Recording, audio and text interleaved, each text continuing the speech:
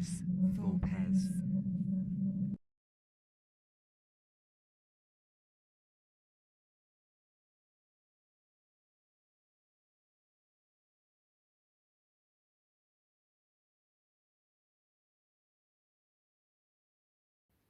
Welcome to Ludus Vulpes. My name's Kirsty.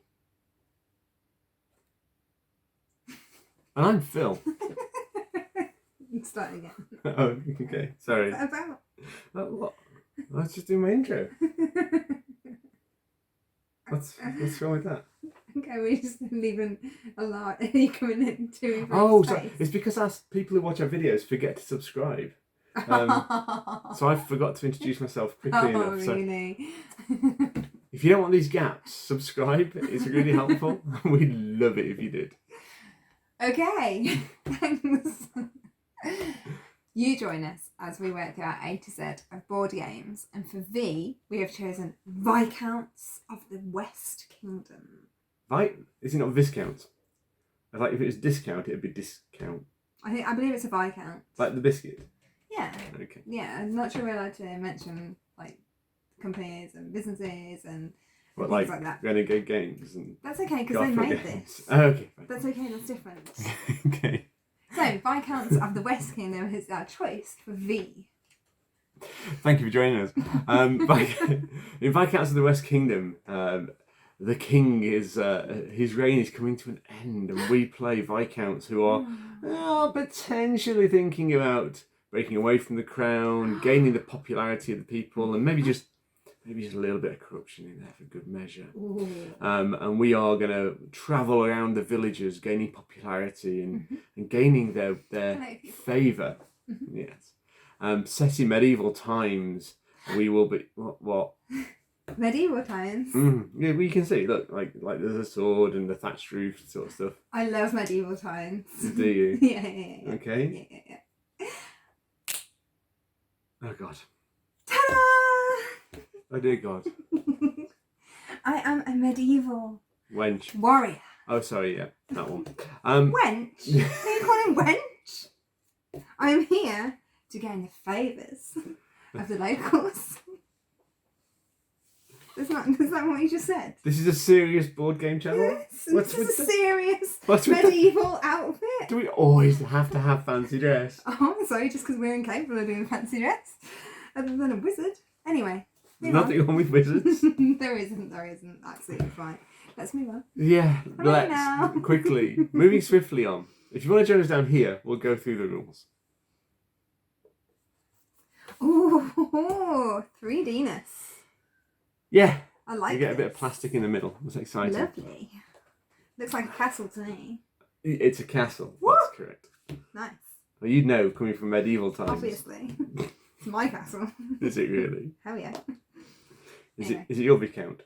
Mm-hmm. Okay, sorry, Viscount. Anyway. In Viscounts of the West Kingdom, we will be moving our Viscount around the board following arrows. The arrows dictate from two parts of the board. The board is separated into two halves. There's the inner circle and the outer circle. And based on which part of the board you stop in depends on which actions are available to you. So we're going to be moving around and we're going to be taking actions. We are pursuing victory points. I'll be honest. Oh my gosh. I know. It's a radical departure from most board games. We are pursuing victory points, which is great. And victory points come as a number of things. So when you're looking for victory point symbols, you're basically looking for the yellow flags. And in fact, anyone who has played any of the West Kingdom games will recognise most of the iconography in this game at a glance. Most of it just makes sense. So these flags here are what we're looking for. This one will provide 3 victory points. I'll explain how we get that at a later point in this video. So we're going to be collecting victory points. Victory points are in a number of locations. They're on these bonus cards. They are also on these 2 cards here. This is our deeds deck and this is our debt deck. As you can see on the back of the debt card, there it's -2 victory points if you have debt at the end of the game. Ooh. There are also some victory points on our player boards, based on a number of things, based on getting buildings out. So if we get all 3 of these buildings out, we're going to score 9 points. All 3 of the buildings in the middle will score us 21 points. All 3 of the buildings at the other end will score us 15 points. That's 45 points right there. It is. Can anyone guess what Kirsty's going to be doing? This isn't fair. Other victory, gameplay away. other victory points will be acquired through our workers' position in the castle. Any workers we have in the 3rd tier will score us 3 points. In the 2nd tier, 2 points. In the 1st tier, 1 point. We're also going to be scoring victory points for sets of these books. And these books will score in 3 different ways. Yeah, this is what I find confusing. Okay, the first person to get a set of 3 books, whether that be blue, yellow, black, or grey, will get one of the bonus cards. Each bonus card is worth some victory point total. Yeah. So that's one way we're going to score the books. The other way we're going to score the books is in sets. So as you may note, we have black, yellow, blue, and grey ribbons, or white ribbons. White, grey, I'm not sure. This colour here anyway. Every set of 4 you get is going to be worth 16 points. Each set of 1 you get is worth 1 point.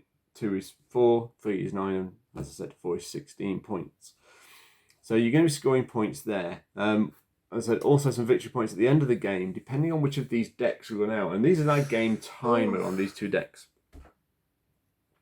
The other thing you're going to have on these is some victory point accumulators. I won't go through them. I'll point them out as they come up. But basically they will be victory points for achieving certain goals within the game. Okay. So that is how you're going to win the game of Viscounts of the West Kingdom. Okay, so he's going to win. Is she really? No, I don't think so. Okay. I'll try. So, I always try. How are we going to start to score some of these victory points? Well, there are four actions we're going to be taking, and that's as simple as it is. On these player boards, it tracks the progress of an individual player's turn. So at the start of our turn, we are going to we'll have a hand of three cards, and we're going to select one of those cards to add to this action queue. Action queues fairly, it's not an action queue, but so you're going to put a card in here, and eventually at the start of your turn you're going to move a card down, add a card, move a card down, add a card until a card falls off the end. At that point you'll always have 3 cards here, a discard pile over here, and a draw pile here, and a hand of 3 cards. It is possible to increase your hand size. There's a number of ways of going about and doing that. So at the start of your turn, that's one of the things you're going to do. If during your turn, and I'll find one here, you put down a criminal icon, which is the purple skull. Dun, dun, dun. Purple skull symbols are wild. We'll come on to what that means later. But when you place a purple skull, so when you place, that's specific. When you place a purple skull, you'll look at all the purple skulls in your row, and you'll move your corruption track, however many purple skulls you have in your action row. So the black tracks Corruption. your corruption. And the white disc will be tracking your virtue. So when we say virtue, virtue, really? corruption, virtue. Okay. So during that turn, you will also, based on the card you play, will be a cost value in the top. That tells you how far you can move your Viscount. The Viscount must follow the arrows on the board, and they typically go in like a little loopy around the board, or you can just follow them around the outside edge, or just follow them around the inside edge. They're etched into the ground. They are. Medieval. They knew what they were doing. They did. Hammer and chisel on the dirt. Yeah. The other thing you're going to have on the card are some activation symbols. So these are trade goods, trade bags. At the start on your player board, you've got, because you're not going to have cards in the last 2 locations, you've also got some activity, some action goods already played and already on the board. You're going to spend these symbols to take actions. Okay. So let's start with the trade action. You can spend as many blue bags as you've got. So if you put this here. I would have 4 blue bags. 1, 2, 3, 4. And you can spend that on any of the trade steps that you've landed on. So if I land on this one, for example, I can trade 2 blue symbols for a gold. So you could actually get 2 golds. Yes, because I've got 4 symbols. You got 4. Now the other thing I can always do on a trade action is I can also add coins, which will increase or basically add another blue bag. Yeah. So I could spend a coin to add a blue bag. So I could spend a coin to become 5 blue bags. Okay. And there are various things we can, like resources we can collect around the board. There is gold, we've looked at. There are coins. There's stone. There are inkwells, which look like this. Very cute. Very cute. And then there are a few other actions we can do. We can flip a debt or a deed card. And over here, we can permanently discard a card from the game. Oof. So that's a trade action. You are collecting some form of resource and you're trading blue bags for that resource. Okay. The other action you can take on the outside track is a build action. A build action allows you to place one of these 9 buildings, starting from the leftmost building in each section, onto one of the build slots. Now, the build slots are divided by the river and the edge of the tile. So in this section, there are 2 build slots that will be available to my Viscount. If I'd stop there, I would have those two. Those two, and so on. And we're actually playing with the 2-player board, aren't we? So these board segments flip and they go up to 4-player allowances. Now, when I place a building, a couple of things are going to happen. So I'm going to, first and foremost, I'm going to look to see how many hammer symbols I need. This is a hammer symbol. And this iconography says I can spend 1 stone as 2 hammers. Ooh, that's nice, that one. Yes, it is. Now, in spending that, so I can spend 3 hammer icons to put one of these small workshops out. I can spend 5 hammer icons to put one of these warehouse out. And then I can put 7 to put one of these mansions out. Nice. So that's what I'm going to be spending. With the hammer icons, if I don't have enough hammer icons, I can spend a stone as a hammer icon. If I've got this worker in play, I'll be able to spend 1 stone as 2 hammer icons. That's quite a nice little power he's got there. Yeah, it is. Kirsty will be going for that. Maybe. So they're the 2 outside actions. There is trade and there is build. When you build, you're going to place one of these build slots and you're going to take the immediate effect of the space you've placed in.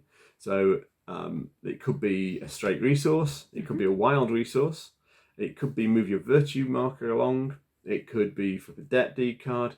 This symbol is rearrange the row. Yeah. So all of those are possibilities. This symbol here means that I can buy one of these cards for 0 cost and from anywhere on the board. The other thing that's available when you're building are the link icons. If you place a building, if buildings surround a linked icon, both players get to take that linked action, but only once. So if Kirsty had got a blue building here and a blue building here, she'll be able to rearrange her deck, her little tableau, but she would only be able to do it once. She wouldn't be able to do it twice. Whereas if I was here and she was here, we'd both get that action. Yeah. So that's the outside actions. The inside actions are either transcribe a manuscript. And to transcribe a manuscript, we're going to be spending inkwells and symbols. And the symbols are crosses. The crosses, which, here we go. So this is an example of that. It's a little cross. So I'm going to spend crosses and combined with inkwells to transcribe. And I need an equivalent of whatever the number is on the manuscript itself. 4, 3, 4, 4, 4 in this case. Yeah. When I transcribe those, I'm going to take the tile I've transcribed. If there's a little lightning icon, it's going to allow me to take an immediate action. And I'm going to start collecting those for my set collection victory points towards the end of the game, or for bonus points based on what's on those tokens. Okay. So transcribe a manuscript is the action at the centre of the board. The other action at the centre of the board is using the fleur-de-lis icon. I don't think any of those are out. There's one on the board. So it's here. My squire has a fleur-de-lis. It's on the board as well. And if I don't have enough fleur-de-lis icons, I can add gold. So it's fleur-de-lis and gold.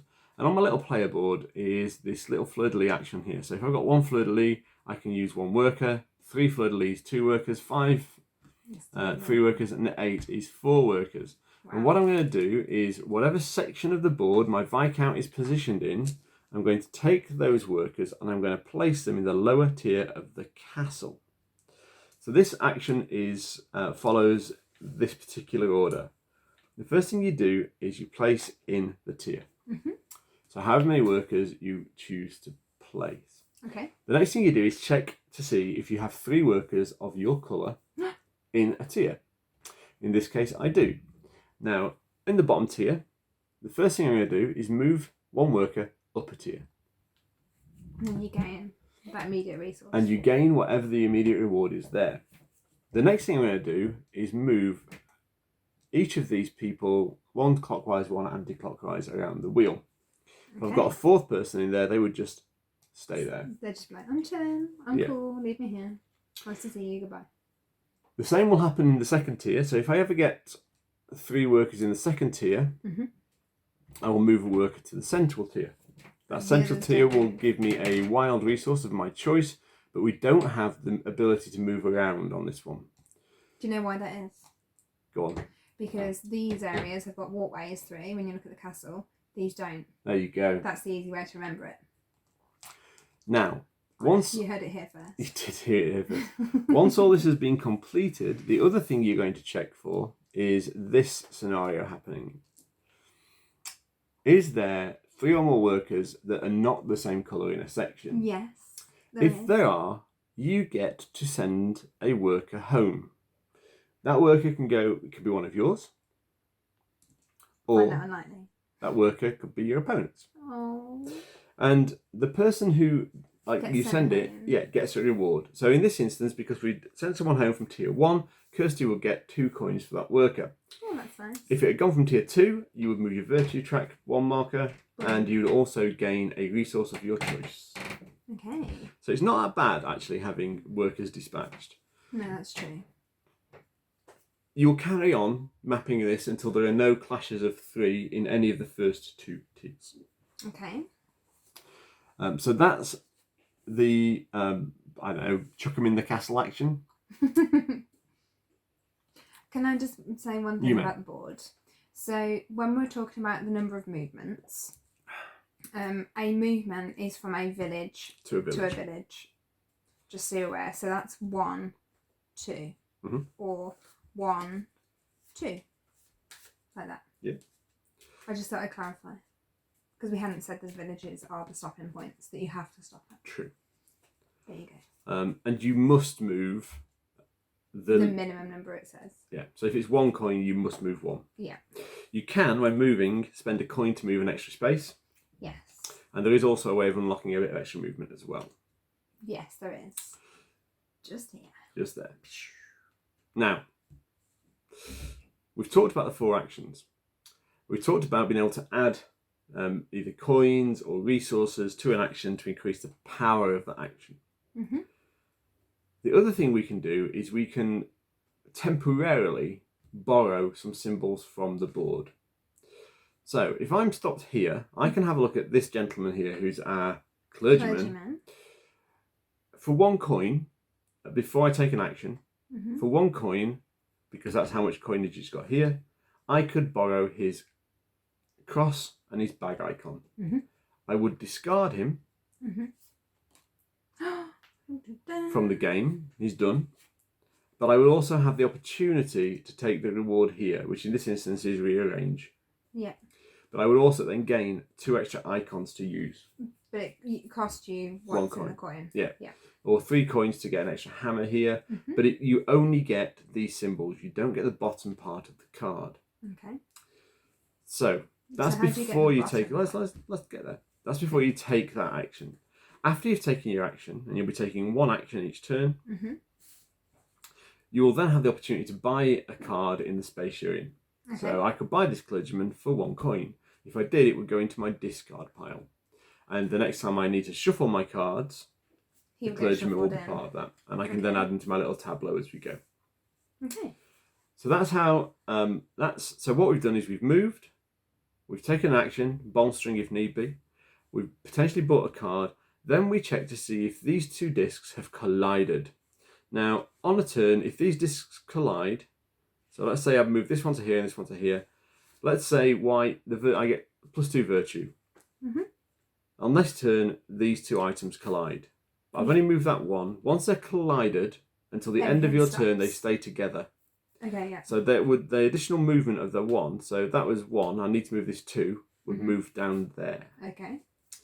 Now, At the end of the round, if we have a collision, we do a number of things during a collision. Okay. So the first thing is the player who has the collision, myself in this instance, would take the reward along the top of their player board. So in this instance, I would get a deed card and a coin. Yes. Now, we then check the bottom condition. Mm-hmm. In this instance, if Kirsty has one purple skull or more in her tableau, which I don't have any skulls. We have nothing in there at the moment. No. She would move her corruption up one. Boom. Let's say. At that point, once all those things have been resolved, the player who had the collision moves these back. It's almost like a reset. It is. And then a collision, you start reset. Again. Yeah. And with collisions, you're always going to be taking either debt or deed cards. Like, you can't avoid that. And coins. And some coins. Okay. So we're nearly there. Mm-hmm. But how does the game end? Well, I quite like this. This is I like this bit. So, after a collision, you then get to draw your hand back up. All good. Always to 3, unless you've revealed this one, which gives you +1 in your hand. Allows you 1 extra one. As does being king of the castle. Yes, it does. You can actually get 5 cards. Yes, you can. However, I often forget to take the reward that I have exposed. Yes. Don't I? So, they're the 4 actions on the board. That's a turn progress. Mm-hmm. Then the next player will have a go, and we reset. For a 2-player game, there are 12 deck cards, 12 deed cards. Yeah. The minute one of those piles runs out... The piles have been set to a specific number 12. Based on the number of players. Once one of those piles runs out, the game... Boom! Not quite boom, but almost boom. Almost. So, once one of those piles runs out, that triggers the end game. The end game follows the same simple sequence. Finish the turn you're on. So, if I'm first player and I triggered it, Kirsty would get her turn. And then both players, or all players, then get 1 more turn. Yeah. So you finish the round you're on, and then everyone else gets 1 more turn, including the first player. Okay. So you might have more debt and deed cards. These are just off our screen at the moment, just to keep this quite neat and tidy. And that will trigger the end game. Mm-hmm. The end game has a bit of bonus scoring. So if this pile runs out, the number of debt cards that have been flipped will make a difference. The person who's flipped the most will get 12 points, second most 8 and 4. If this pile runs out, it's the deed cards that have been flipped. Do you have to have a deck card to get those 8 victory points? So you can't just have it by not having any? Well, you haven't flipped any deck cards. You have to flip. The symbol is you have to flip deck cards. Okay, that's fine. So if you haven't flipped a deck card, you can't get the bonus. Okay. Okay, so that is the essence of the game. Viscounts. A couple of things to watch for. The actions on the bottom are ongoing actions depending on one of 2 things. If it's a little circular arrows, when they're in your tableau, that is a benefit you can always get an advantage of. If it's a little lightning flash, immediately on playing it, you will get that benefit. And then the other one is, if it's a cross, if it falls off into your discard pile, that's when you get the reward. Yeah. So that's how we're going to work that. Am I first player or are you going to be first player? You're first player. Okay. You're always first player. Okay. So, is there anything else? We'll talk more about the iconography as we go. People pick it up as they watch. They will indeed. So, the other thing that's quite nice is this starting setup here. These are our hero cards and these are our start cards. Hero cards are going to go into our deck. We're going to shuffle them. The start cards will set up a starting location and also our starting resources. So, Kirsty will get to pick first because she is, well, it goes in reverse order. And you always deal 1 more pair than the number of players in the game. So. Okay.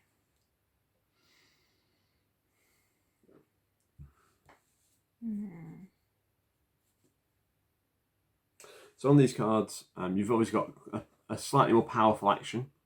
But down here, you also tell you your starting resources, the location on the board, so 4 represents here, how many coins you get, and how many debt and deed cards you start off with. Ooh.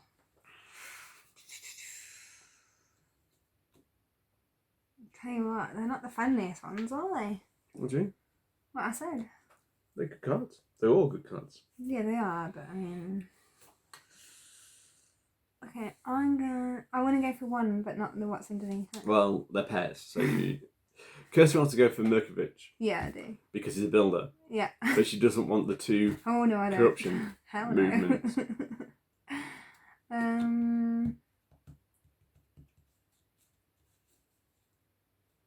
Maybe I'll just be brave and do it. Oh my god, I'm going to regret this. I've never taken corruption straight away. So that puts me...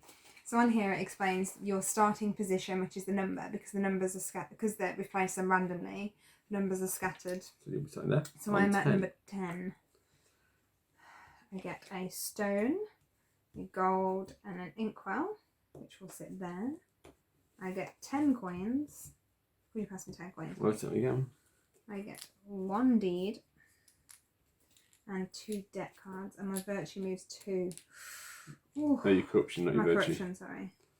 You can't even say it. No, no. I'm Don't gonna like it. I'm going to choose Lothair. What does he do? He gives me 1 of each resource when he lands. Oh, that's nice. And I get 3 debt cards. So what does mine say? Mine is When you take a build action, you can discard a card from your hand or draw a shuffle. pile or shuffle. Or rearrange, not shuffle. It's not random. So that goes in, gets shuffled into It there. does, yeah. Now, 2 virtues. I also get 2 of each resource. I need 2 debts. Yours is a really good one with the 2 of each resource. That's a fantastic start. Yeah, but I only get 3 coins, and I got quite a lot of debt to start off with. These cards also flip over to just give you a little bit of the bonus endgame scoring information that you might need as you play the game. So that gets shuffled. The hero one gets shuffled And in. the hero one, gets shuffled in. Or you can just leave them on top so you can draw them straight away. No, you can't do that. No, you can't. That's cheating.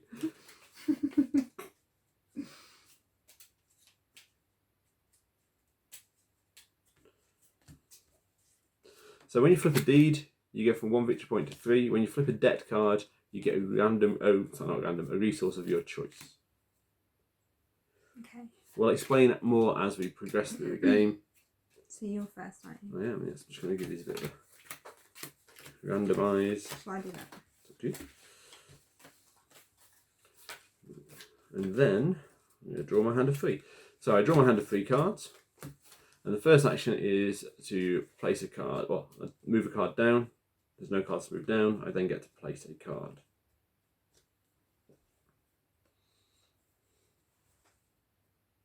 I've got good cards.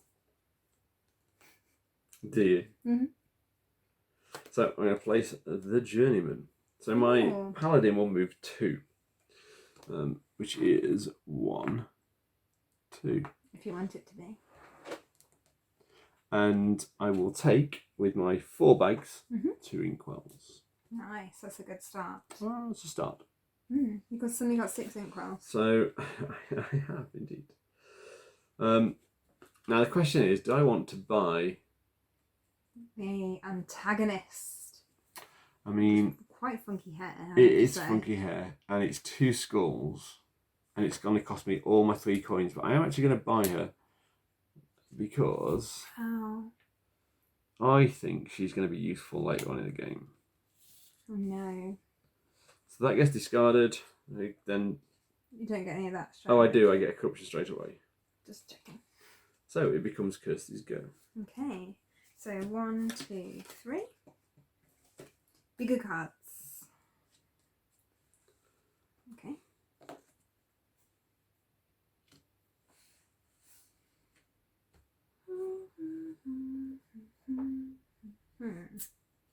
Okay.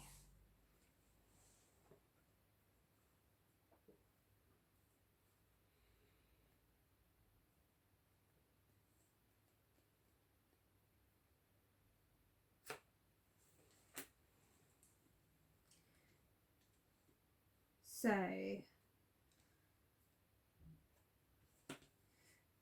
he gives me 2. So I move 1, 2.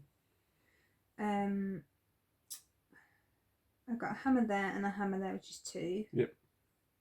Plus my stone is 3. Yeah.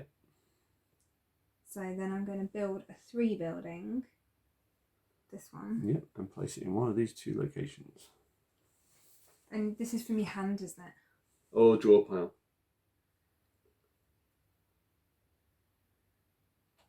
Or I can take anyone for free. Which you're going to take in. And that was obvious. There. Just checking. Okay. Round, draw back up. Round 2. What does this mean? That I've means I can. When you buy a card. Which I've just. No, when you buy a card at that stage of the game, yeah. Right. Because actually you can still buy this guy as well. Oh my god, can I? Yeah. Yes, please. So 1, 2, 3. So Kirsty pays 3 for this person. Also, and I get to swap but there's no one to swap round. Also, you get to discard a card from your hand with that as well. From just my hand, but I've picked up. Or discard pile, yeah. Okay, so I'm going to discard. Or draw pile rather. So you can always discard from your hand or the draw pile. So I'm going to discard this one. Okay. For that card. So that's your draw pile, isn't it? That you're discarding from. Okay. Yeah. Then I purchased.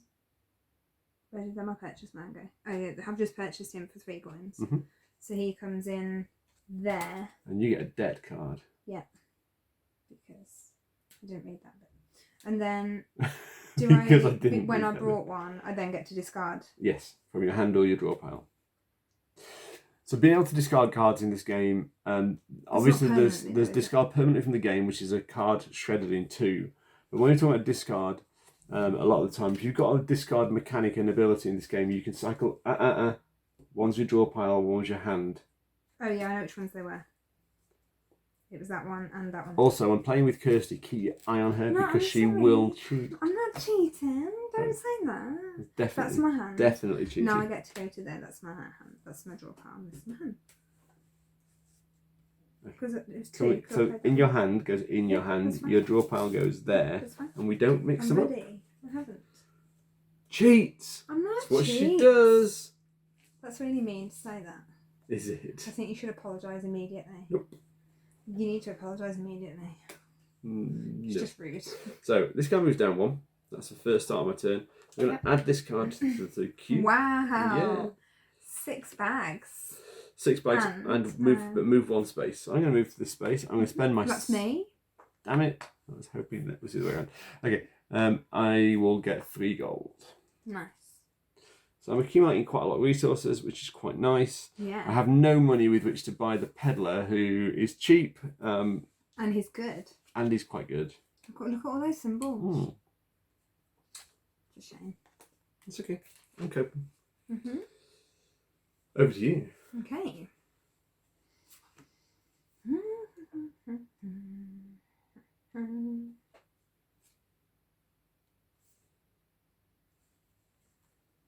This one moves down. I'm gonna put.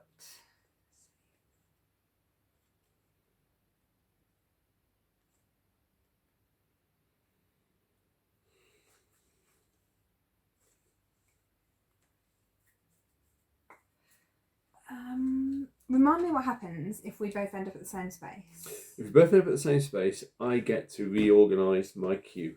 That's it. Sorry, I just need to remember that. So it's not a massive advantage, but if you do collide, you get to reorganise your queue. Okay.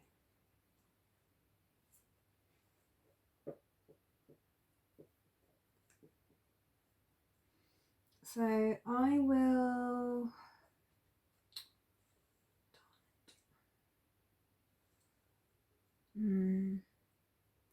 Okay, I am going to go with my journeyman, and he gives me movement of 2. So I will go 1, 2. So per 2, get an inkwell. So I will take 1 inkwell for my 2. Oh no, I'll take 2 inkwells, because why wouldn't you? That's true. And then I can purchase this little lady if I want her. Yeah. For 1 coin. So I'm purchasing my architect. And you can rearrange your little queue of cards. Which I will go like that. And then when I purchase, I can discard a card. Mm-hmm. So I will discard that one. And Then it's my hand. There. That's my hand. Okay. okay. You go. Thanks. So they move down. And I'm going to add the abbot to my queue. Mm-hmm.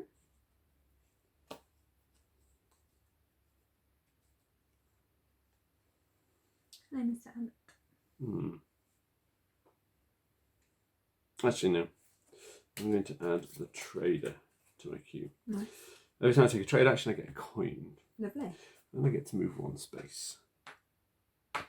I'll take a trade action for a coin. I have 1, 2, 3, 4, 5. It's 3 on that space. Mainly want the coin, but I also get to discard permanently. Take the trade action for the... Yeah, okay. Yeah. Permanently from the game. A card. And it can be any card from your discard.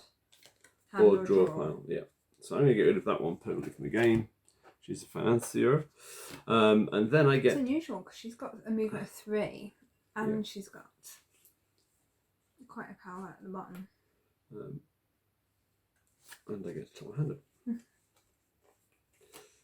Okay. So my journeyman moves down.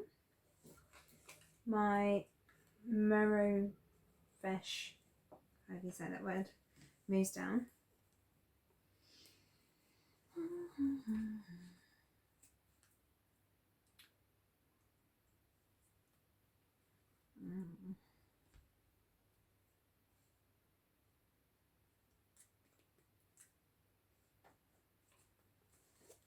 So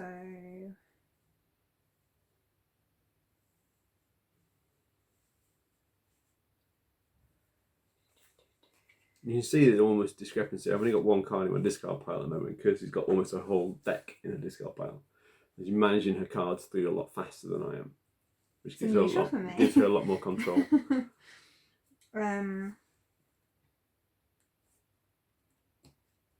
So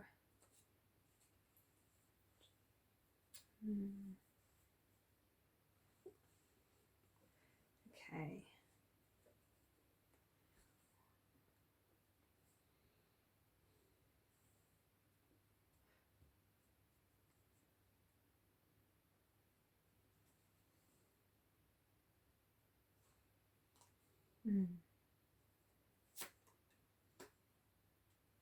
So I'm putting down my financier.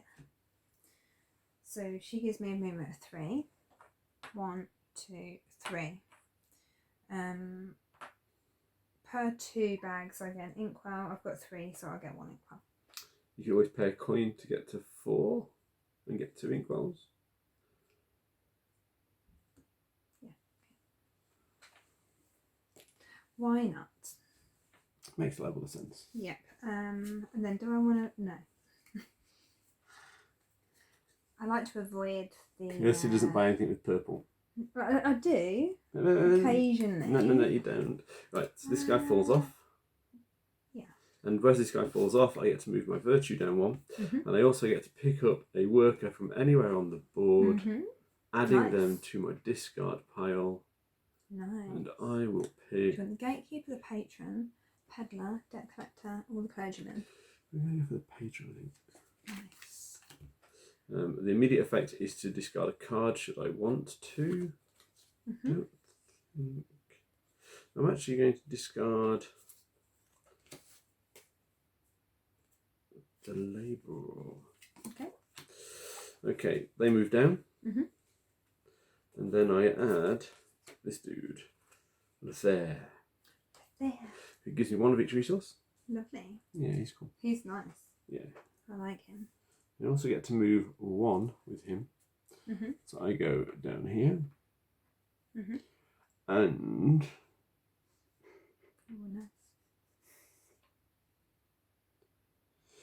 I will.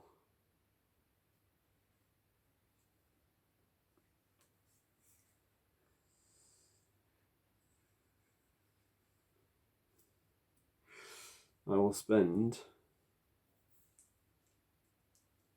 4 inkwells. Yep. That one. Oh, that next one's a nice one. I think it is. And that allows me to permanently discard a card from the game. Nice. So you're doing well with your permanent discards. Yes. So I don't want to discard any of those, so I can now go to my discard pile. I'm not sure I want to discard permanently. Let's get rid of the labourer. Oh, poor labourer. Look at him carrying all the stuff. He looks exhausted. Yeah. And my virtue moves down one. End of my go. Okay. Top of my hand. My go. So, I don't want why to buy did the card. you move me?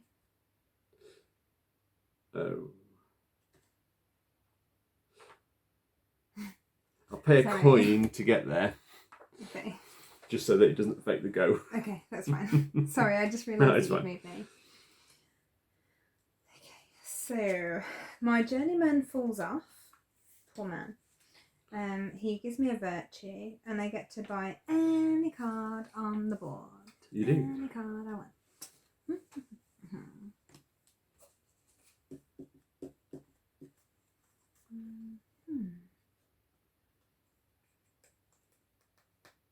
I will purchase.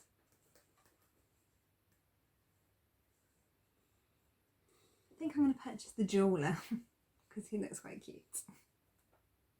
Cute. Okay. Well, they're funny. I mean, he's at too much for So you gain a virtue immediately. That goes there, doesn't it? Yeah. Okay. These move down.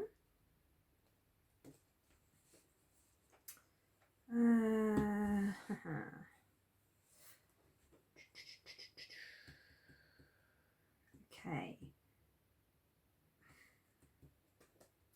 I'm going to do... No, I'm not.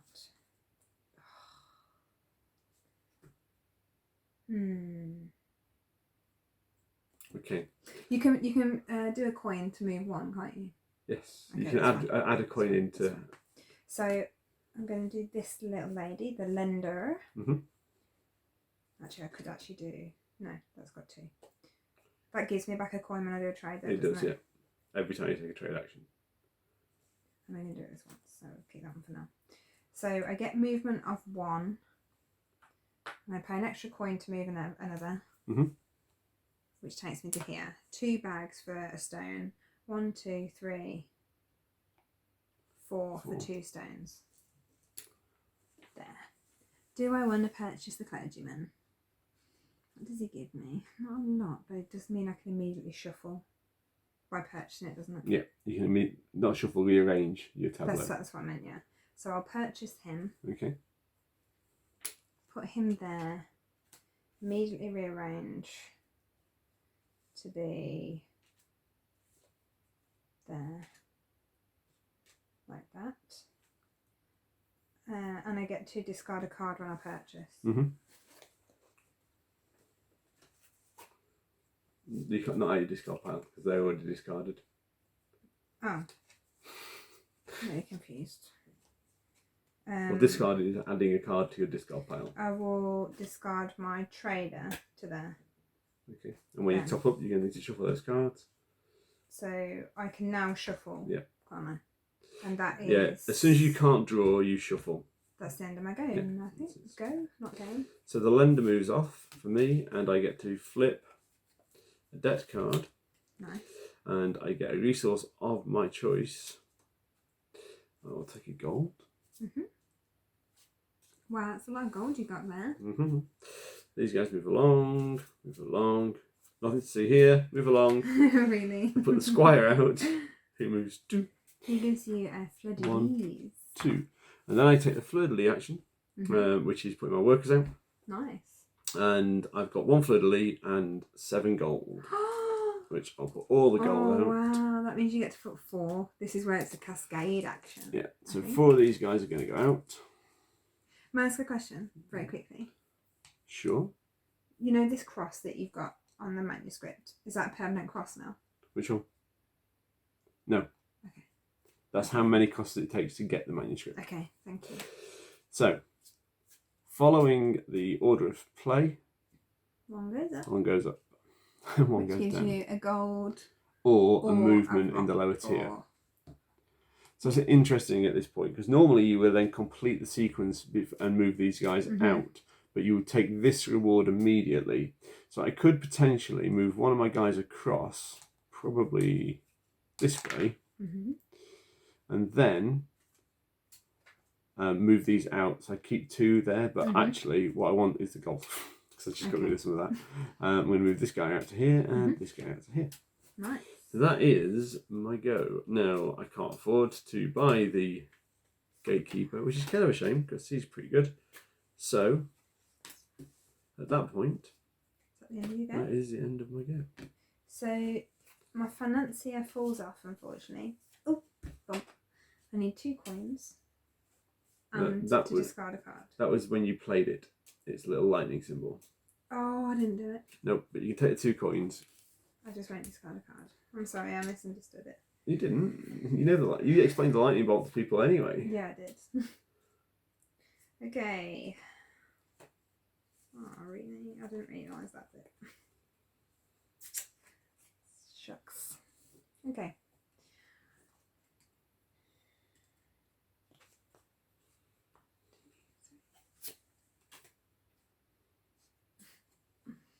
Okay.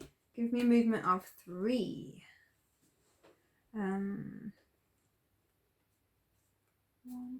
2. 1, 2, 3. I am going to build. So I've got 1, 2, 3, 4, 5.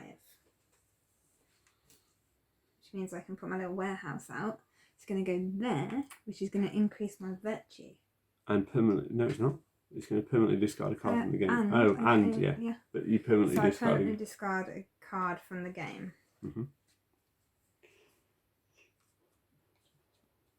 This one, please.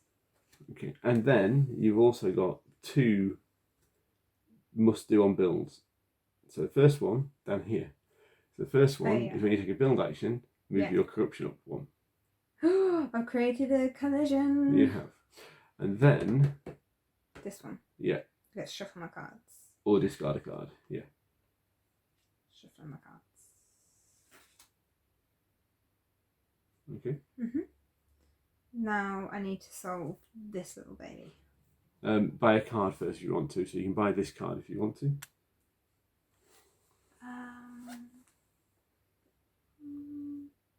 Not that first by the gatekeeper. Oh, it's got discard 2 cards.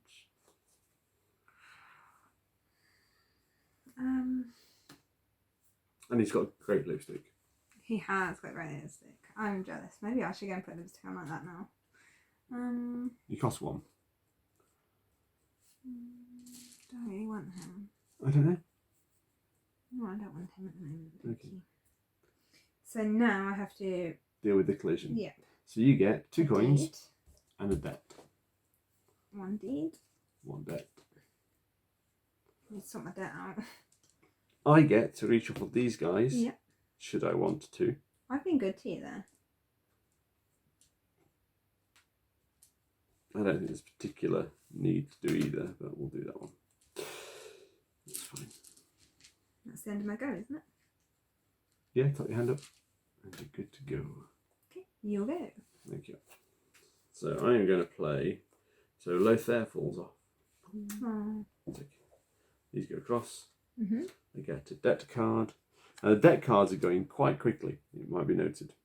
And I also move my corruption up to 1, 2. Da, da, da, and I move 3 spaces around the board. Yeah, you're yellow. Thank you.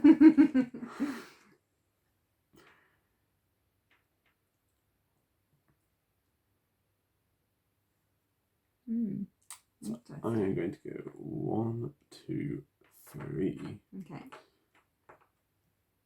And I'm going to perform a build action. So I have 2 skulls, which gives me a build power of 2, 3, 4, and 5 if I want it.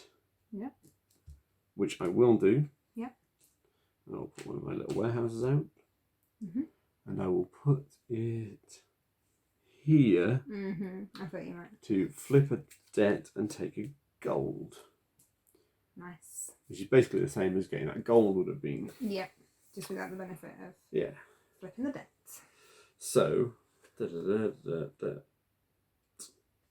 debt done. Do you want to purchase the peddler? I have no coins. Oh, I didn't look at that, did So I? I won't be purchasing anything. Is that the end of your go? It is the end of my go. My go. The lender falls off the end, which means that I get to flip a debt. Or a deed, your choice. I know you're flipping the debt.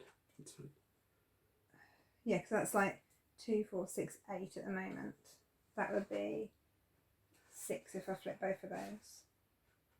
So it's a... Maybe I just flip that for now. I'll take a resource. I don't know. I'm at -8. Yeah, I'll leave that for now. I'm going to take a stone, obviously. That comes down. That goes down. Which deed or dudette am I putting out now?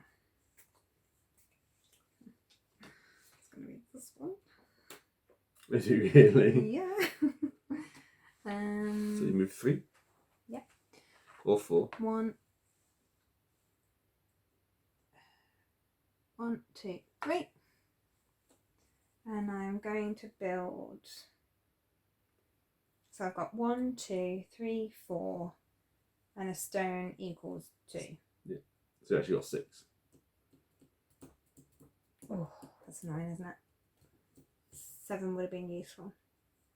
So I won't. Hang on. Can I? 1, 2, 3, 4. I have to spend 6 anyway, don't I? Well, 5. It's either 3, 5, or 7, isn't it? Mhm.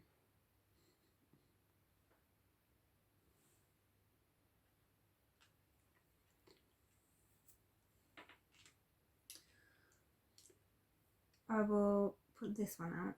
Okay. There. To flip a debt or a deed. To flip a deed. That's a debt, but fine. Oh, sorry, a debt for a stone. Okay, but you didn't pay the stone you needed to pay, so Oh, sorry. I think just leave that. Okay. Then. So that's my movement.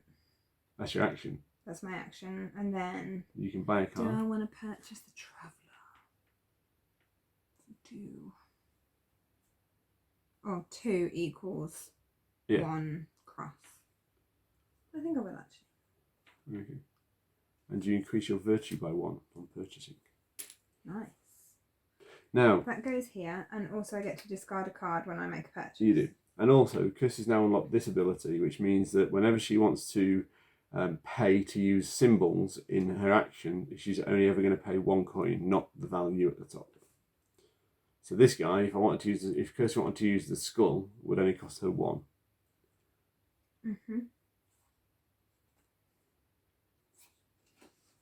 Saying goodbye to the abbot. Why?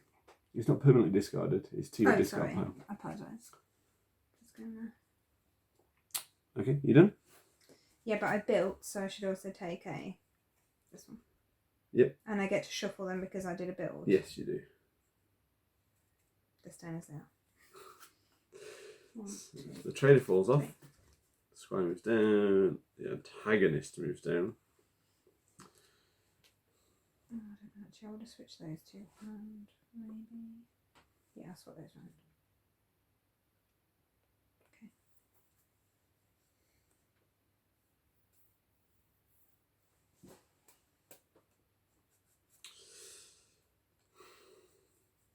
What's that buttercup? Decisions.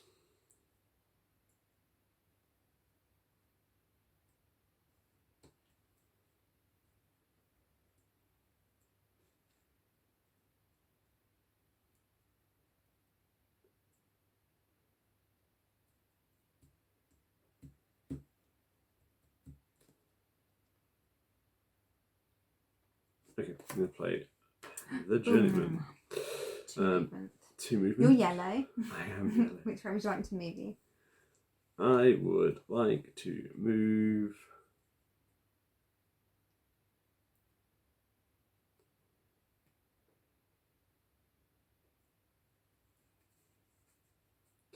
I'm going to come here.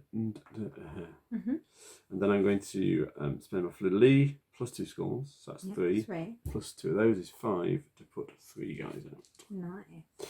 Yeah, so they're all going to here. Yep. Lovely. This guy jumps up here. I get to flip a debt. Lovely. And I will get 1. And then this guy comes to here, and this guy comes to here. Nice. Yeah, I hope so.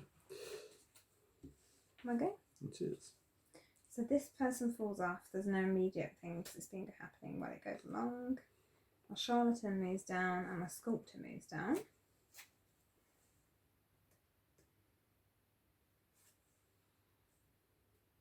I'm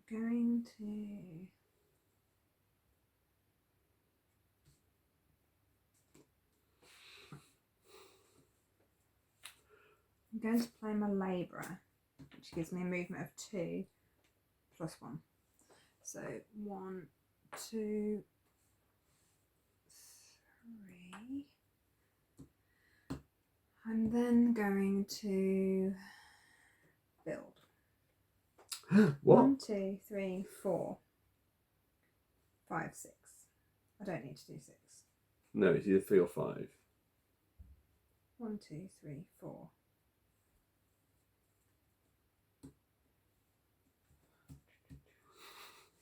I'm going to put this one out for 3. It's going to go there. To move your virtue down. Which is going to move my virtue down 1. And you also move your corruption up 1. Because I built. It's your fault for having a cowboy builder. I've got a cowboy builder, he's fine. And then, do I want to purchase the deck? No. No. I'd like having enough money to even think about purchasing. And then Draw your hand. Draw my hand back. So the squire moves down. Something bad's in my hand. And then I am going to place the abbot. So I move 1, 2, which is lovely. And I have 1 religious, 2 religious, 3 religious, 4. 1, 2, 3, 4. That goes there. I get this one. You get to immediately place 2 buds. I do immediately place which 2 gives buds. you a So boost. that goes into there. On that place action, I can place them anywhere, but that is by far and away the best place for me to place them anyway. So this guy jumps up here and gives me either a movement around the base. I will do that because I'll move this guy to here. Yeah.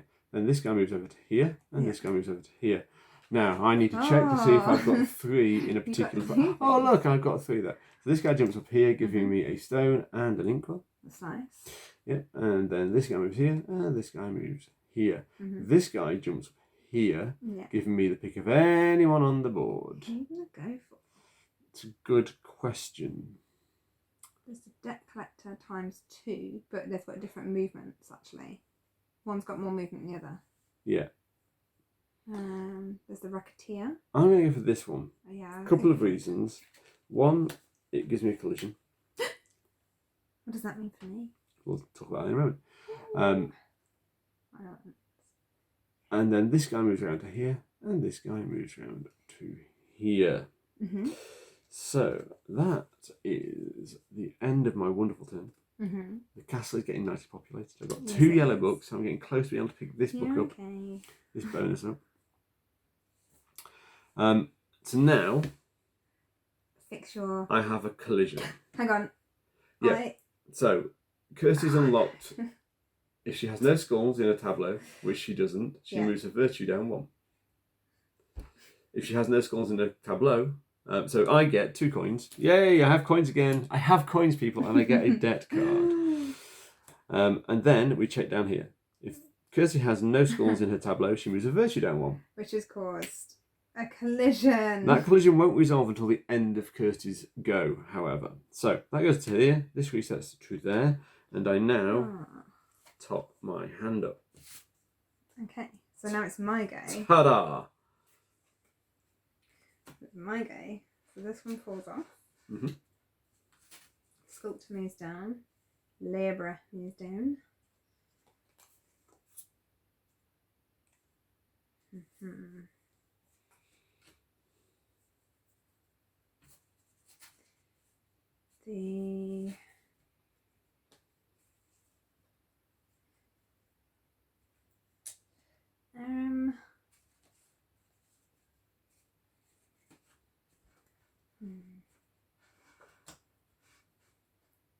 okay, so I'm going to place my trader. Gives me movement of 1. There. +1. If you want it. Yep. There. I've got 1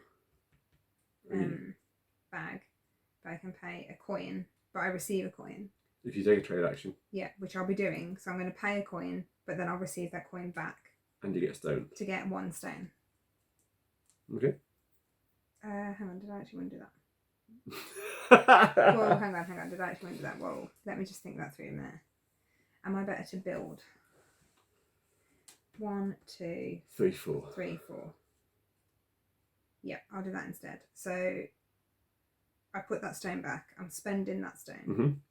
I'm putting your little building out. And put in this one. Yeah.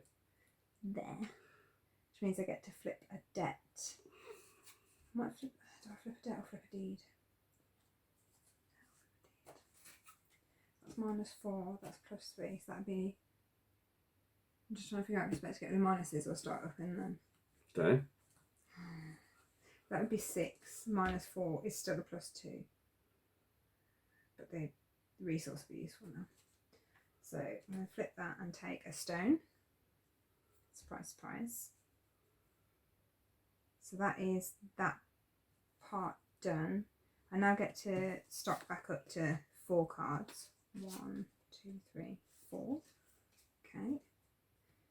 Do I want to purchase? No, I don't. So now I deal with my collision. You do. So I get a coin.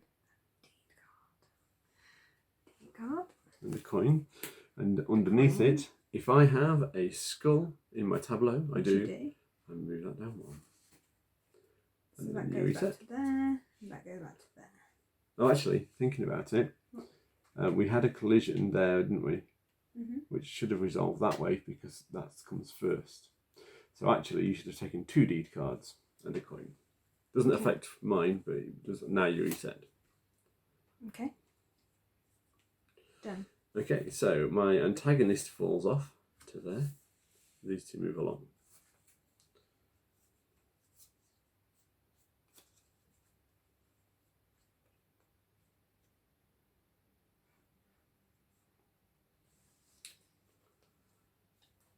Okay, so I'm going to play the lender, and I'm going to move 1, but because I've got that thing open, I get to move +1, so I get to go to there, and I've got 1, 2, 3, 4 bags. Nice. So I will just take 4 coins. Okay. Now, do I buy the benefactor? I think I do actually for 2 coins. Okay. He's pretty useful. He's got. I can increases your virtue. Yes, he does. So this thing that I've unlocked here. Yep. When does that come into play? When you before you take an action, when you spend a coin to take the symbols on one of these cards. The card, well, not any of those. The cards. So I move first, then spend the coin. Yeah, follow the action sequence. Yeah, move first, then spend the coin. Right, okay. So my sculptor unfortunately falls off, sadly. You've been enjoying that sculptor way too much. I have. Alright, he's my best friend. She is my best. Oh, hello, yeah. I didn't notice that. Definitely a she. I'm all for that as well.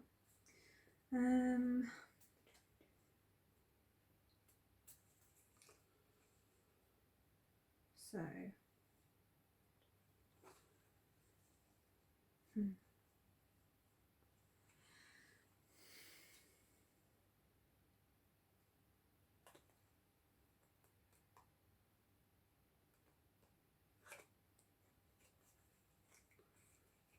Okay. I'm going to play my journeyman, which gives me a movement of 2. I'm going to spend a coin to go 3. You can do it for free, remember? Because you got the +1. Oh, of course, yeah. So, forget the most simple things. So, 1, 2, 3.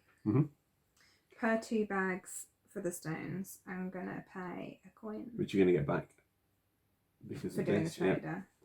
So you have to keep hold of that.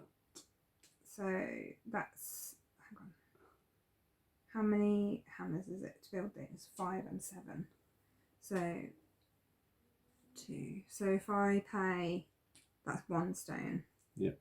2 stone, 3 2 stone. And you get the coin back. Yeah. So 3 stone. 3 stones, yeah.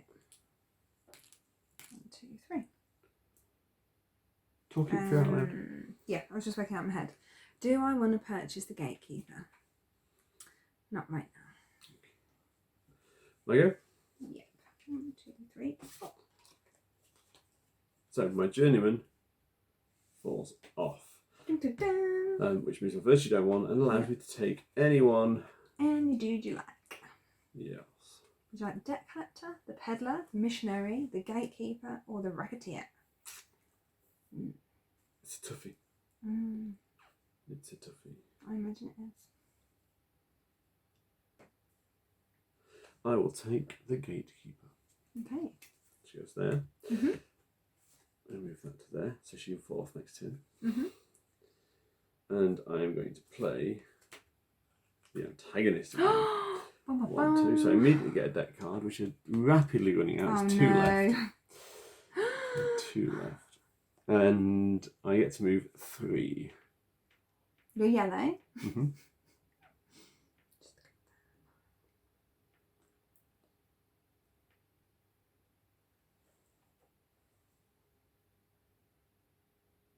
So I'm going to go 1, 2, 3. With my +1 movement, I'm going to move to there. Okay. And I've got 3. I've got that one and the 2 skulls. So I'm going to take that. Nice. Which allows me to immediately flip a debt card, which we really lovely. want that, to be fair. And that allows me to take a resource of my choice. I will take... Oh, nice. yeah, hopefully. And then, do I want to buy him? The racketeer. So this symbol here is immediately shuffle your discard pile back into your draw pile. That's quite nice. It is quite nice. The lookout has it as well, interesting. I didn't notice that. It's got a skull though. I don't like skulls.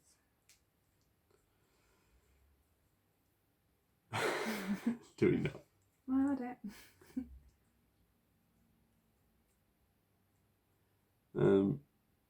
We will, actually.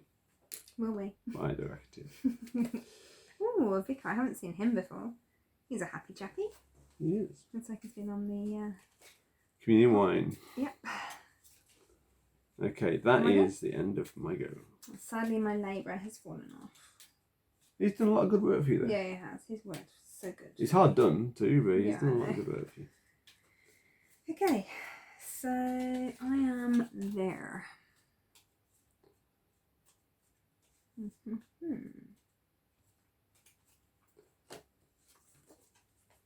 figure out what I can do.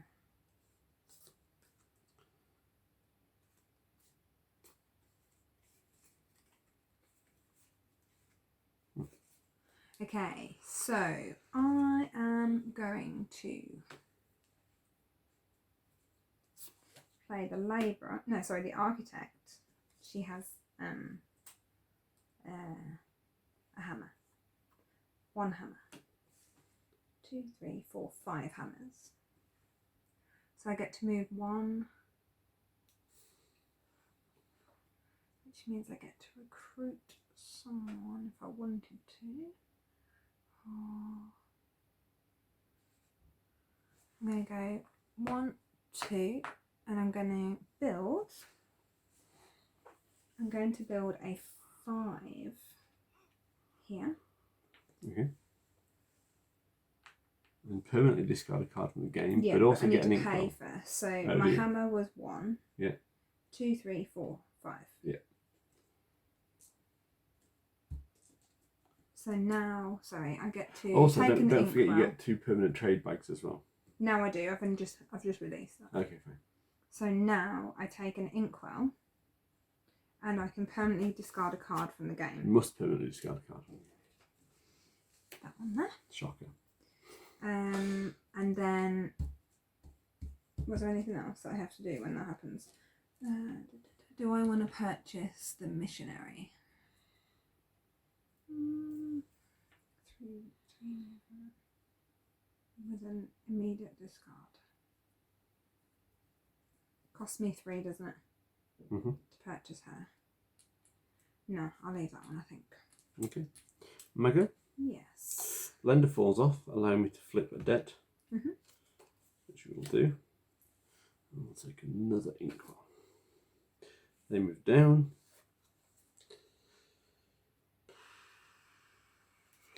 And put the patron out, which gives me a gold. Okay. The patron moves 2. Okay. So I go 1, 2. Yeah. Have you got 4? I go 1 more with my. Yeah. Actually.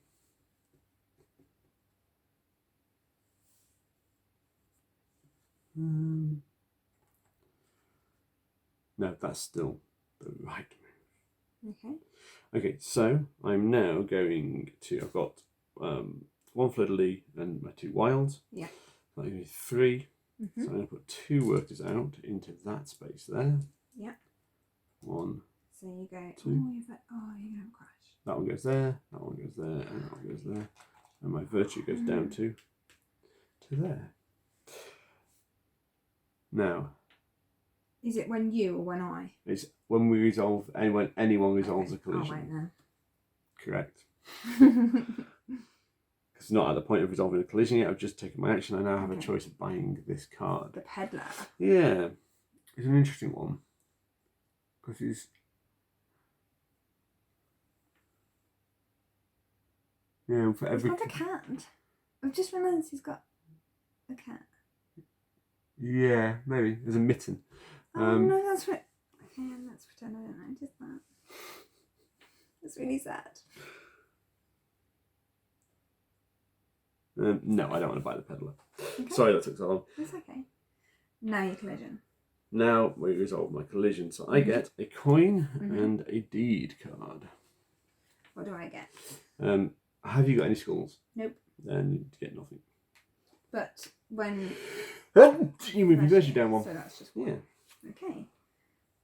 Now it's my turn. It is. So my... Darn it. My trader falls off. My journeyman moves down. My architect moves down. I'm supposed to have 4 cards, aren't I? Yes, you are. Sorry, I apologise. Should the trader be there? Because I should have done this last. No, it's when you draw. So yes, you should. Yeah, no, you should have. Yeah. Sorry. It's okay. Could have done this while you're doing your go. Yeah. I apologise. It's okay. Dragging it out.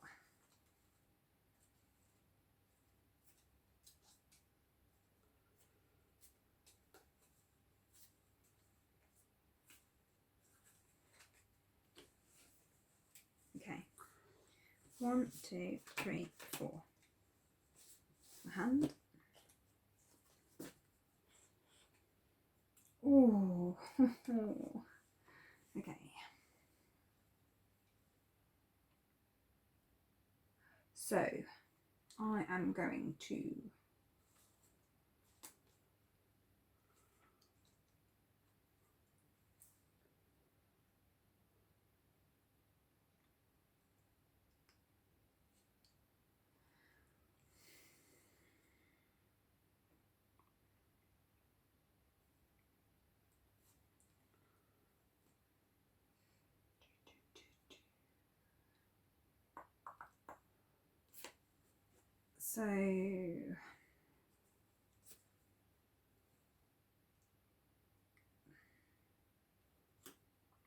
find the financier, which gives me movement of 3. 1, 2, 3. +1 because of my +1 movement. I've got 1, 2, 3, 4, 5, 6, 7, 8 to flip 2 cards. Yeah. There. So I'm going to flip 2 D cards. Ooh. 1, 2. Kirsty wants the points after this when the deck cards are out. Sensibly. That's what I thought. So I'm here. Do I want to purchase a deck collector? No. But my instant thing is 2 coins. So those 2 coins I just paid, I'll have back. And you can discard a card. And I can discard a card. From your hand or your draw pile. Which I will just check which one I want to discard. I will discard the Abbot. Okay. Onto there. I believe that's the end of my go. 1, 2, 3, 4. Do you want to buy a card, by the way? No, I don't want to buy that. Are you sure? It's got a lovely purple bit on it. No, okay. So the Abbot falls off. Thanks. These two move down. Yeah. I play the Benefactor, which means that I can use 2 bags for 1 fleur-de-lis icon. Nice. I also move 2, so we go 1, 2. Nice. And I've got fleur-de-lis, I've got 1, 2, 3, 4, 5 fleur-de-lis, Nice. which allows you to put 3, is it? 3, yeah. So 3 go into this space here, and let's resolve this. So those 3 go into there. This guy jumps up to there, giving me 1 of those and 1 of those. Lovely. And then this guy moves to here, and this guy moves to here.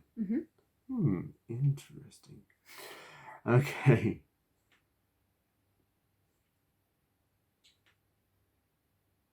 So this guy's going to jump up here, and I get to flip my last debt card. Nice. Good move. And I also then get to take a thingy of my choice. We'll take an inkwell, because that seems to be the direction that I'm going. Because you get one of That was that one. oh, because I flipped debt. Oh yeah, okay. And then this guy moves to here, and this guy moves to here. Yeah. This guy then jumps up to here. Yeah. Either a gold or I move a person 1 space. Work this out. I'm not going to move a person 1 space, so I'm going to take a gold. Okay. This person goes to here, and this person goes to here. This person comes up here. And you get 5 victory points. Yep. But if Kirsty ever gets more people than me, she would get this card off me. I'd steal that card back. But I also now get a hand limit of 4 as well. Yeah, which is the same as mine. It is the same as yours. But I also now get to get a resource of my choice, which is quite nice. And I will take... Intriguing. I will take...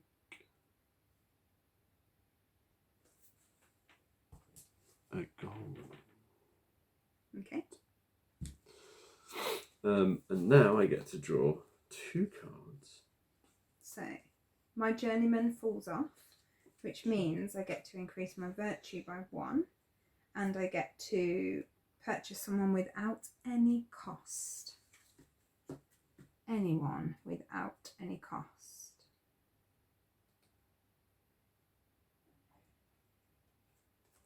Can you just explain this one to me?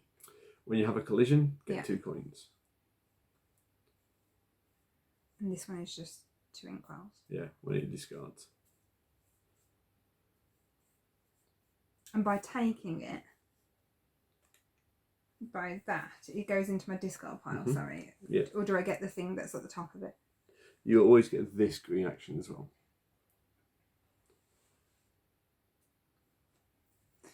Okay, so I am going to take...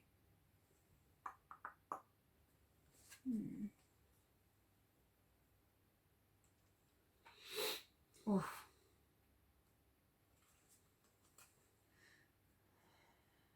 The...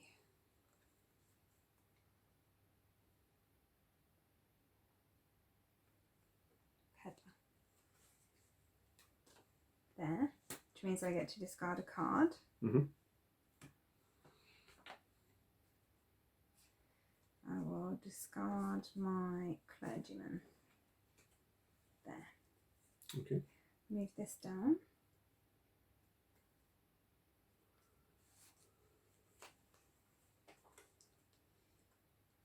And play the jeweler. And when I do a trade action, I get an extra virtue. So it gives me movement of 2. So I'm going to go 1, 2. Okay. So per 2 I get a rock. So 2, 4, 6. That's 3 rocks. 7, 8. 4 rocks. 4 rocks. 1, 2, 3, 4. Do I want to purchase? No, I don't want to purchase the vicar. And when I did a trade action, so my virtue should go up. Is that right? Yes, correct. So that's that. Okay. 1, 2, 3. My antagonist 4. falls off, and these 2 move down. I'm then adding this little person, the gatekeeper. The gatekeeper gives you a movement of 1, so I'm going to. And I've got I've got 2 fleur-de-lis there, and I've got 2 fleur-de-lis because I've got 2 bags there and 2 bags there. So I've got 4 fleur-de-lis, 5 to put out 3 people. Nice. I think you're beating me on this bit. I'm not gonna lie. On the castle. Yeah. Maybe. So this guy jumps up here, giving me a gold. And then we move around to here, and we move around to here. That one goes up. That one goes up, giving me. Yeah, Choice. I think we'll go for one of them. Okay, so next, this guy's coming up here, taking one of those and one of those. Okay. And this guy goes here, and this guy goes here, and then this guy goes up here, and we get one of those. Over here, this guy jumps up, allowing me to take a card of my choice. I will take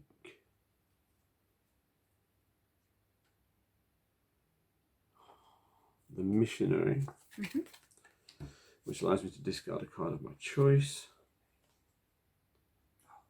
Oh, also, when I play the gatekeeper, I get to discard 2 cards, so we'll discard I forgot that. to do that with my architect when I placed her. I messed up there. And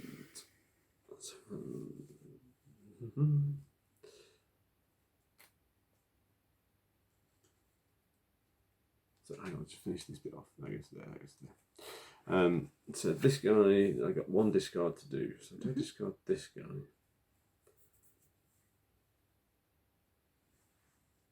No, you want him, I think. So let's have a look in here.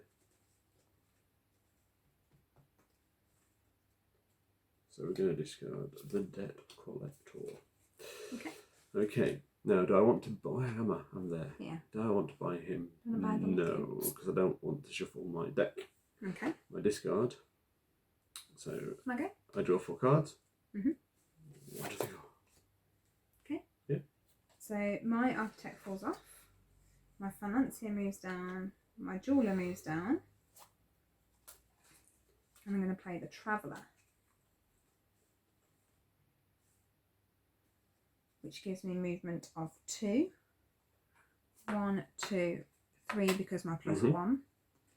And then 2, 4, 6.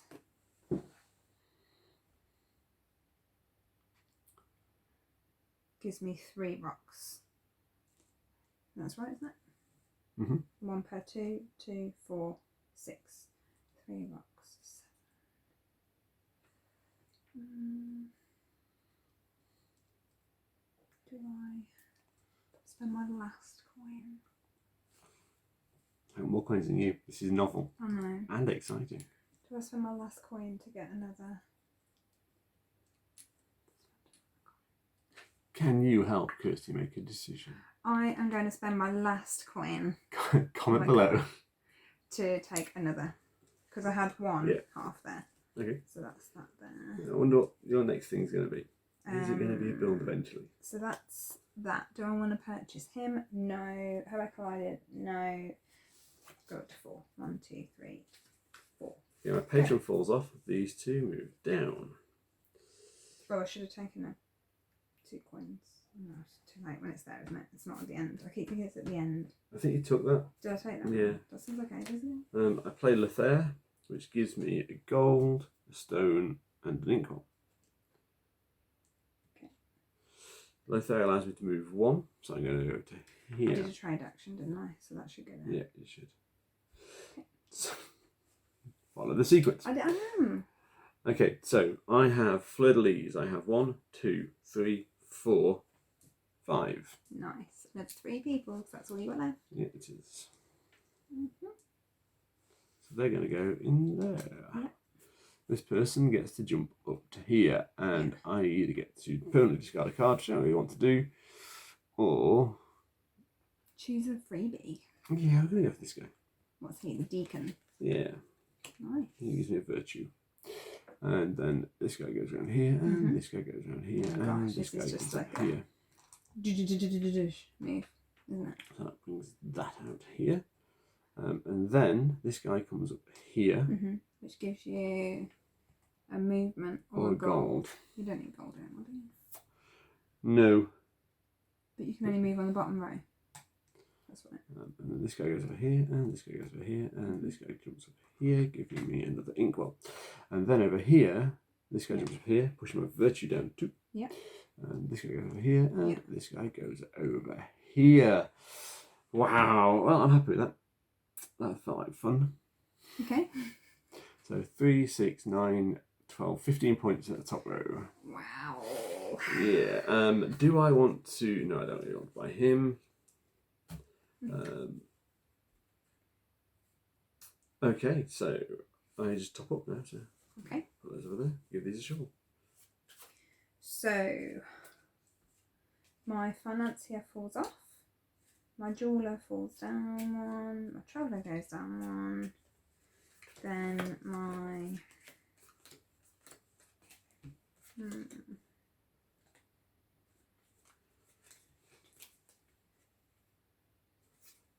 sculptor comes on to play. I think. Let me just work this out. Hang on.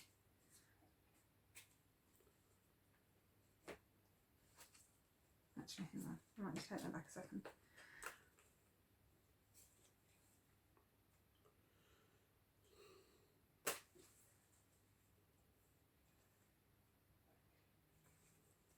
Damn it, I shouldn't have spent that last coin. Shouldn't have spent that last coin. Because that coin's useful now. It's a shame. What would the coin be useful for? Because it would be paying me an extra movement. Okay. So instead, so the challenge now is, can Kirsty get all her buildings out and challenge the amount of works I've got in the centre? I think that's an interesting conundrum. Yeah, that's what I'm trying to work out.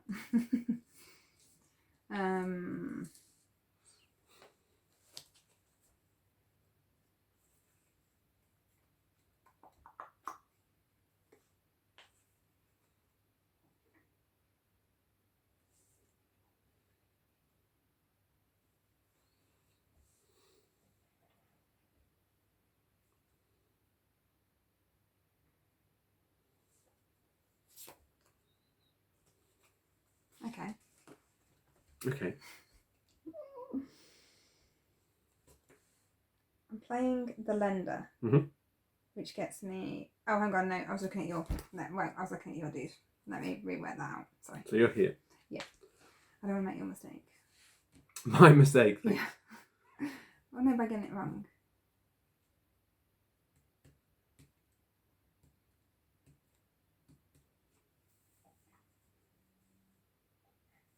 Okay.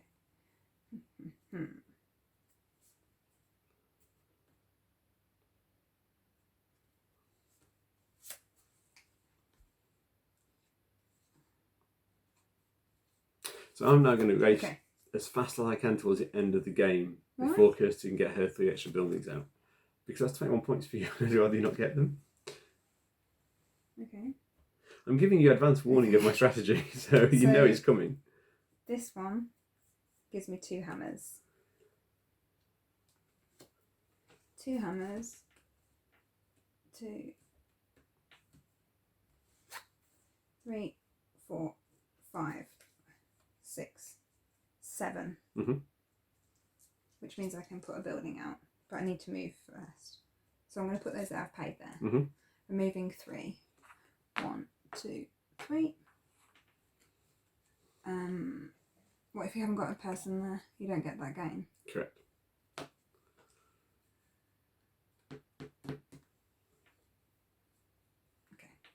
I just won't take that gain then. This one's going up there, which gives me a permanent hammer, and I get to take a deed card. You do. Which is there. It's a shame you didn't permanently discard because I could have triggered again. What do you mean permanently discarded? If you'd have gone there, I could have triggered off that link. Yeah, that's intentional. There's no way I was letting you do that. Okay. No. So that's there. That's cruel, that is. What is? What, not allowing you to do Yeah, that? I not, knew like, exactly not what I giving was me doing not there. giving me bonus points is cruel. 1, 2, 3, 4. Okay. My benefactor falls off. He's done his Ouch. job. He has been good though. And ooh, I built, so my Yeah. virtue shouldn't have. my antagonist comes out again. 1, 2, dun, dun, dun, and I immediately take a dead card. Oh look, there's only one left. Mm-hmm. Isn't that interesting? Mm. So Very. I move a 1, a 2, and a 3, and a 4, and I spend 1, 2, 3, 4 symbols to take that book. Which gives you this one. It is, which would have been a permanent third lead, but I really don't need that anymore. But it also moves my virtue on 2, which is quite nice. A collision. Oh, no. I have here a collision. Oh no. Now I Oh, don't God. want to buy him, so that's fine. That's going to cause me to have a collision as well. Yeah, it is. We'll do that in a minute. Okay, so I've taken my action. It's fine, happy with that. Now you do, yeah. I can buy a card, don't want to buy a card, so now I do my collision. So I get 2 deeds. When a collision happens, That moves down 1. which means I've now got a collision. But that will resolve at the end of your turn. Have you got any skulls? No, you have not. I also get coin. So with no skulls, what do I get? Nothing. That goes there, and that goes there. So I now have my go. You do. Knowing that you got a lovely, lovely collision at the end of it. Yep. Okay. So I am there.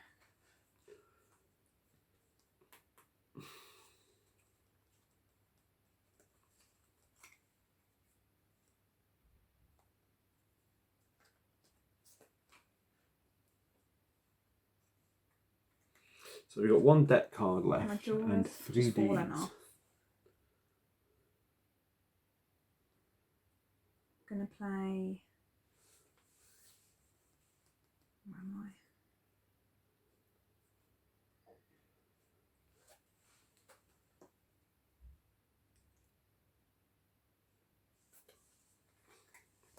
So many different things I could do now. So I'm just going to say it out loud because why not? for everyone else's benefit. So I could go 1, 2, come here and purchase this one and immediately put 4 bods out. I can't rival you in any way, but because they go here, don't they? So 4 bods there. Yeah. Which would put 1 there, which would mean I could flip. Yeah. I can knock one of yours out. You can knock quite a few bits out. There's that option. I could come here and try and flip as much deeds as I could. Or I come here and build to get a rock, get a virtue, and skip the chance to do the deeds.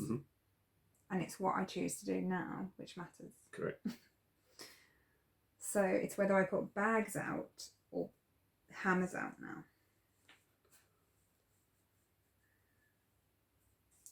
And I've got this to resolve as well. Yes. And where that's going to resolve will be interesting. Because it's going to be here. She's going to give me deeds. It's going to take all 3 of those deeds. Yeah, which is going to end the game. But the game is going to end soon anyway. Yeah. I'm just trying to figure out, am I better to do the building or am I better to try and knock off some of your points here, actually? Wise.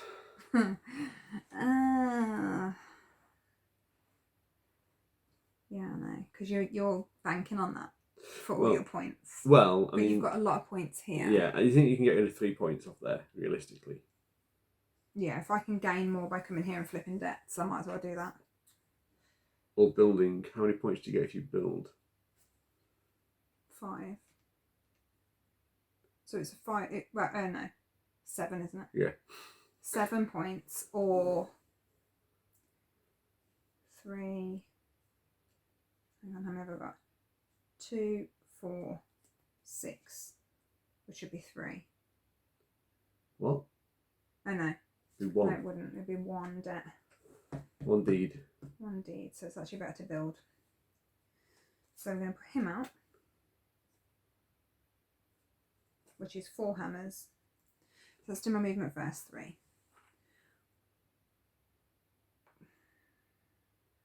One. Yeah, I'm just making sure there's no debts around the edge that I could try and get to. 1, 2, 3. I'm going to build. So I've got 1, 2, 3, 4, 5, 6, 7. Mm-hmm. That's going to come out. It's going to go there. I To give me. I'd take the stone for next turn. Because you're going to get all 3 of those. Well, actually, no, because you can take extra deed cards. I'll bring those out. They can be taken.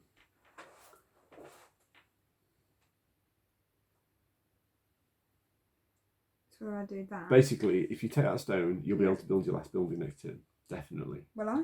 How? Because you'll have 1, 2, 3, 4, 5, 6, 7. Okay, I'll do that and take the virtue, but the virtue goes there, which then rockets the end of the game. But that would have done that anyway. It there. would. So I'd be there technically. Yeah. So I get 3 there. Hang on. What? Have you... If you're taking a stone, move the virtue. moved. Yeah, okay. That's there. Now, do you want to buy the card? No, I'm guessing not. I haven't got any coins. So then you take So now, a coin yeah, and my 3 3 deeds. And 3 deeds. deeds. Which starts Makes, the end of the means game. that next round is the last round. Sorry. It's fine. It's actually absolutely fine. I just need to get 1 more debt. Right. So, okay, let me explain this. At the moment, Kirsty's cleared this one. Oh, actually, no, Kirsty will need to get 1 more debt, not me. Yeah. Because at the moment, I don't know how to get we're debt. only scoring debt cards.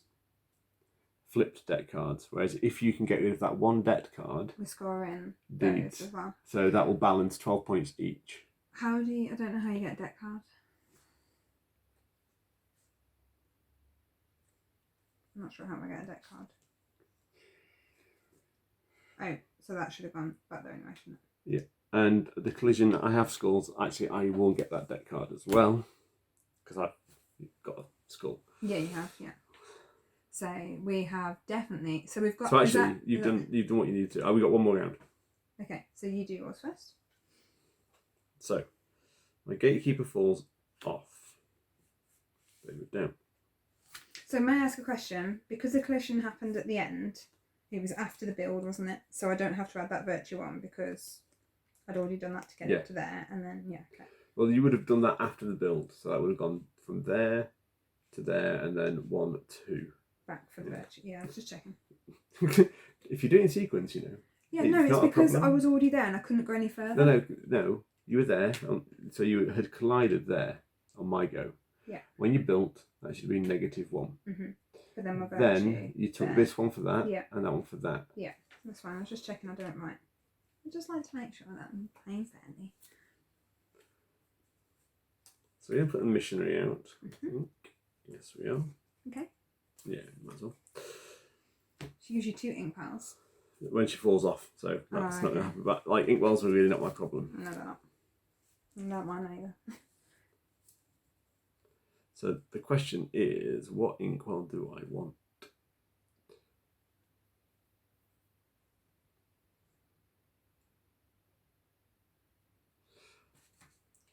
I think this one, because it allows you to take another book worth 3 or 4.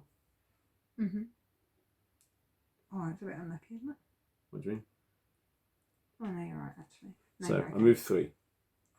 1, 2, 3. And then I pay 2 coins.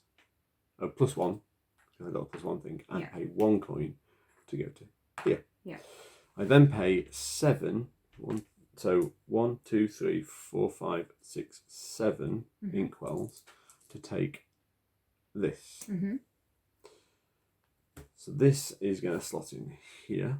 Yeah. And now I immediately get A book worth 3 or 4. a They're book. quite good, aren't they, those books? They can be. Now, I will take this one because it's the one I need for my set of 4. Mm-hmm. So that's going to go into this set of 4. I now immediately get 2 virtue, which really doesn't do anything for me. Mm-hmm. I don't want to buy the lookout. So I think It's the end of your game. it's the end of my game. So what's your last move? Okay, so the Traveller falls off. Charlton comes down. My Sculptor comes down.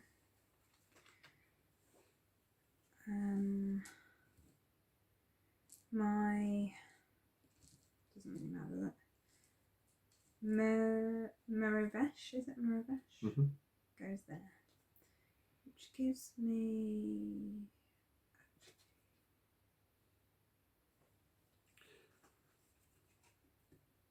Yeah, you can basically move as far as you can, well, wherever you want to. It's probably best. I'm just trying to figure out if there's any benefit, but I've done that benefit, I've done that benefit. Yeah. I've done that benefit, so there's nothing waiting for me to join on to. Except that one, but that gives you a benefit. Mm-hmm. And I can't really get there. So I'm moving to...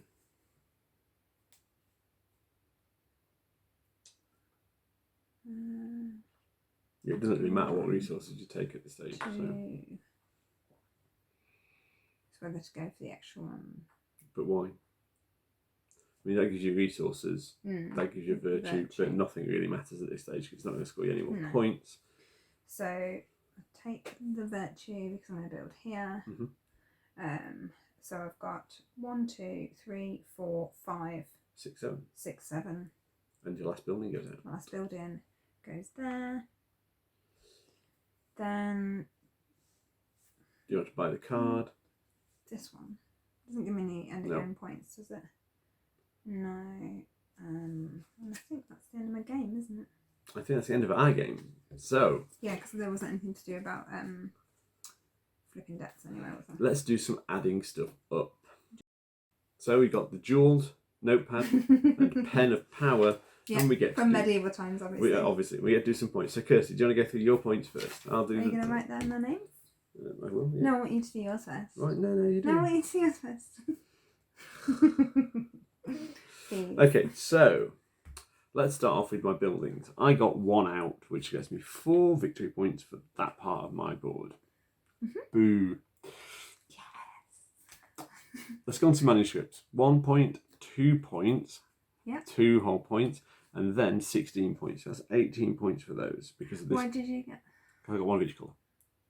Okay. So they're sets of 1. Right. Okay. Yeah.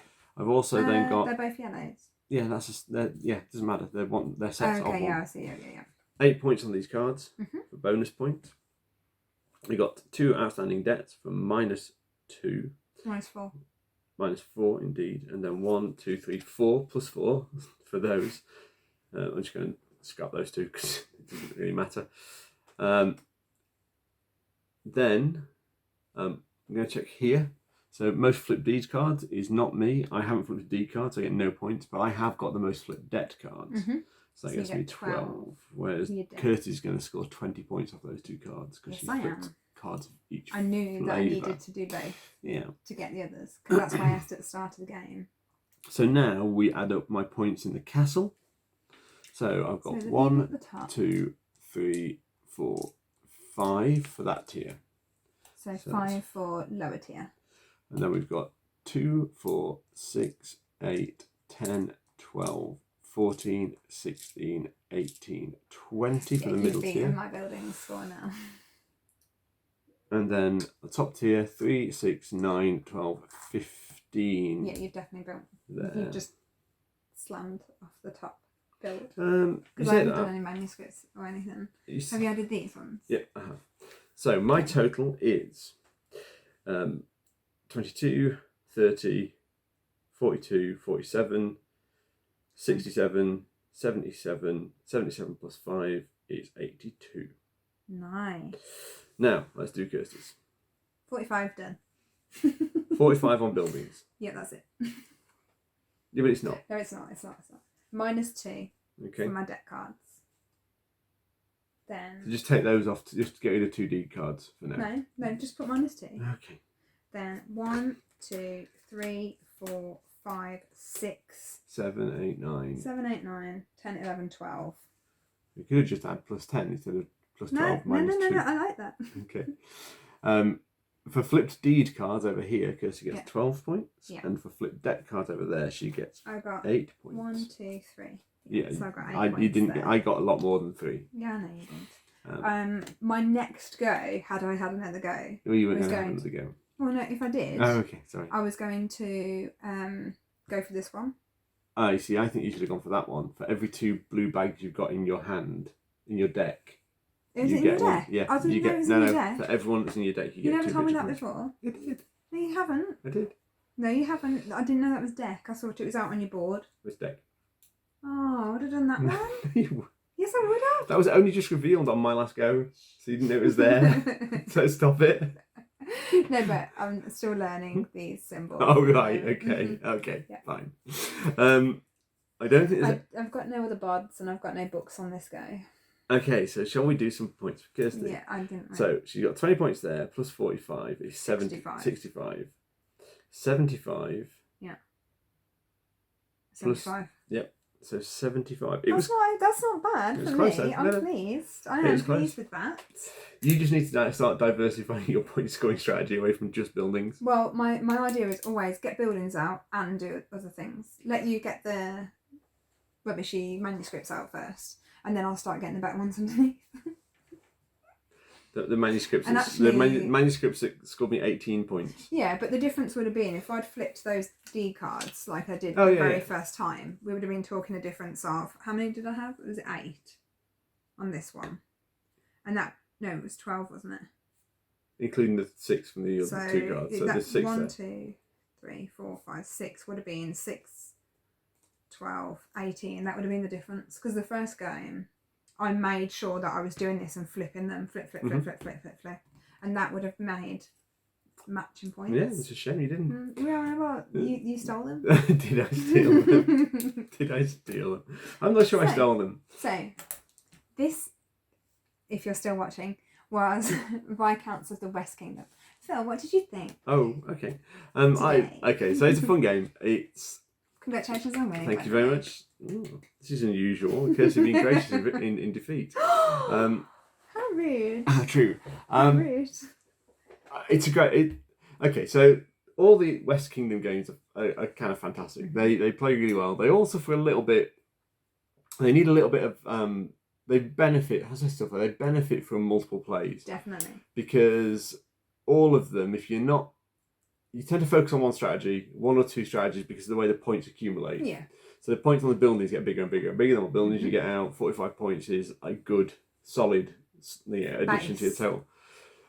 What you run the risk of doing if you focus on one strategy is you kind of get mid-game lag where you've done everything you can with your buildings, or in my case, everything I can with the castle, and then you've got to change your strategy. And I knew that was going to come, so I'd started to stack up these inkwells because I thought after that I can just transcribe manuscripts until my hands start to bleed.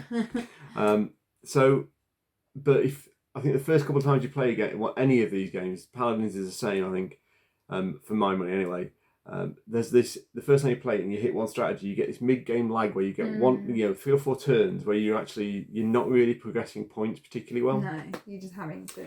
And that can be quite, I think, off-putting on your first couple of plays. You're like, oh, I really enjoyed the start of the game, the end of the game picked up pace again, but that mid-game was a bit slow, it was a bit cumbersome. And it's because the game really rewards advanced planning on when you switch strategy, what strategy you're going to switch to and how you're going to manage that. So for me, I think it's not a problem with the game, it's a problem with the amount of times people are likely to play the game. If you play it once or twice, you're going to hit that mid-game lag, you're going to feel that, and you're probably not going to come back to the game, and that would be a shame. Yeah. And it's the same with Paladins. If you don't play it 4 or 5 times, you kind of get to this point where like, what do I do this turn? I've got nothing I can do. Yeah. But it's because you've not prepped for it. No. So with all of these games, they have that mid-game lag, and I think requires sort of 3 or 4 plays to really get your head around how to mitigate that and keep maximising points. The mechanics feel more complicated, I think, than the previous 2 iterations, in Architects or Paladins, because there's a lot more moving pieces around here. The castle feels complex, but actually there's 4 actions. They're not complicated. There are 4 very simple actions, and if you follow the progression of the turn, it's pretty straightforward. The only thing that like feels a little bit disjointed to me is the collision mechanic. Okay. Because you got this collision, you're still moving your virtue and your corruption, but it's almost like, I don't know, it's thrown in there because it helps drive the end game mechanism of emptying either of these 2 piles. I think it's good though. But yeah, and I think one of the other things I like is the fact that the players have ownership of how quickly the game ends. So if you want to race to the end of the game, you probably want to pick up a deed strategy, but understand that if someone's flipped some debts, you're probably going to be scoring very few points. Overall, I think it's a fantastic game. It's a lot of fun, a lot of variability, a lot of replayability as well. I'm not going to comment on things like iconography and the artwork. They are fantastic. But then if you've played any of those, you already know that. I'm looking forward to getting Tome Saga, so we can play all 3 back to back and link that through. So that's worthy of, that's a really nice way of linking all 3 games. Plus the expansions that come, Architects already has an expansion. Paladins expansion is on the way, so some real opportunities to get all 3 games to the table, get some more plays in, get to understand the games better. And I think, from my perspective, we always tend to have quite competitive games of Paladins, of Architects, of Viscounts. So it's play this game more than once, okay? Definitely. Play it 4 or 5 times and get your head around how to mitigate that mid-game lag, because your enjoyment of the game will massively benefit from not having turns where you're not doing anything. That's my opinion. Okay, so my thoughts. I very much enjoy this game. I do go for the strategy of the building. That's fine. I'm alright with that. That's good. I like the fact that, as in Paladins, you get in Paladins you are revealing the reward. In this one, you are choosing a reward when you place, as opposed to remove. I know that you do, with the development. That reminds me of development in Paladins.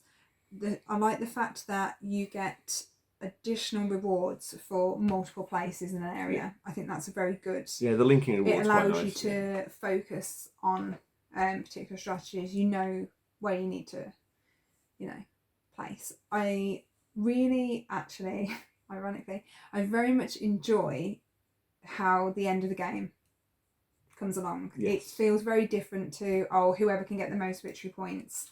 It doesn't feel like we're fighting for victory points. It feels like, right, let's get across there. I want to get all my buildings out. I want to see who's going to become part of my team. I like the fact that you can discard the cards. The fact I was able to use the discard. I haven't used the manuscripts much during plays. I have once or twice.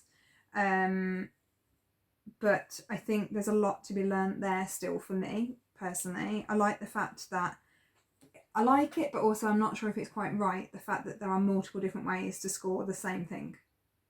Yeah, manuscripts are odd like that in this particular game. Like everything else scores cleanly. Manuscripts score multiple times, from the bonus points here to the set collection. It's almost like you're getting double points for doing exactly the same thing. And they also trigger these additional endgame scoring pieces as well. I do wonder, actually, next time I'm going to play a pure manuscript and see if that works. What's your feedback, and what different routes have you taken with this game? I'd like to know. The castle, interestingly, you've not touched it yet. No. So when we talked about Paladins back in our P video of the A to Z for Paladins of the West Kingdom, we explained that the first time that I ever was shown Paladins, it was the 3 victory point main tasks from the king were develop, fortify and garrison.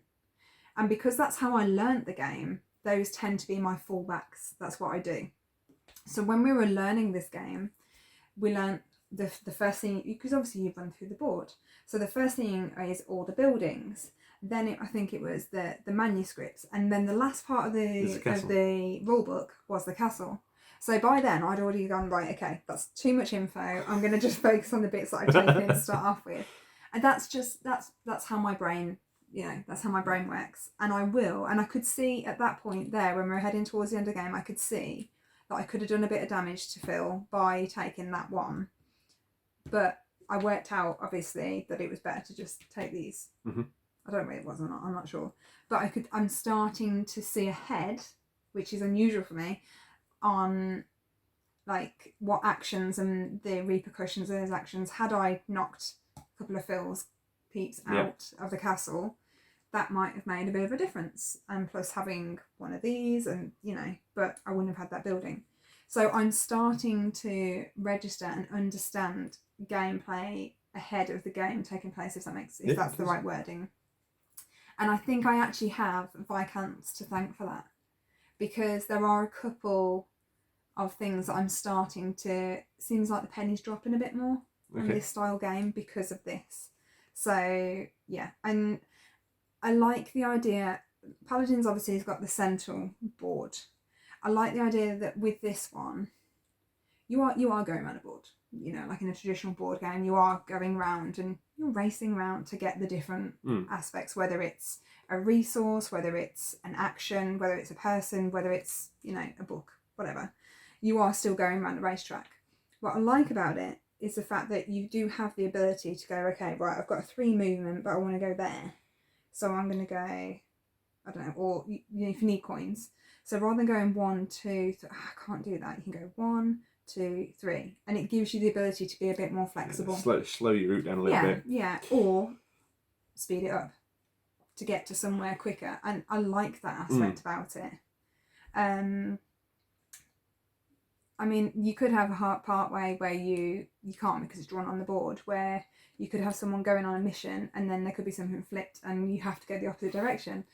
But I think that makes things too complicated. But it's just something I was just thinking that while we're playing, if it'd be nice to be able to go the something, opposite way. Yeah, then that's something that could. How about in the expansion? Just chuck it in. Maybe, go on, you can do it. No, but I this is the first time as well in this game. Yeah, we've done both where we've done both of these, and also that I've understood, because I've previously gone, right, I'm just going to go man on that, and then realised without that getting exposed, it's not scored at the end. So when I've been going through previously on other games, I've gone, right, forget about the deck cards, D, flip, 3, 6, 9, 12, all the bonus points, and then you've got all the bonus points because that hasn't been revealed, and that has, and I've been like, I don't understand. Whereas this time, the penny dropped and I got it. So yeah, so overall, I very much enjoy this game. Good. I feel it's very much a learning game. I feel like I've learned a lot from it. I do wonder if my Paladins play would be improved now, having find out played Viscounts. Yeah, but obviously it's a newer game. It is, yeah, very much. Quite a recent game. So what are your thoughts on this game? What's your experience? Any hints or tips you'd like to give to Kirsty? Or me. Realistically, because yeah, I am the lesser player. I am the loser 9 times out of 10. So I think across the A to Z, you've won more games than me. Yeah, but I'm talking about this game, of this game particularly. Should I actually take the first player token? Is that the trick to winning? I hope not. Let me know. That would be a shame. If you've enjoyed this video, please like and subscribe. Drop some comments below as well. Let us know you're actually watching. Yeah, and let us know you're enjoying. So yeah, please like and subscribe. And don't forget you can follow us on Instagram, on Facebook and Twitter. Just search for Ludus Vulpes. Thank you for your time today. Thanks very much everyone. See you soon. Bye-bye. Bye.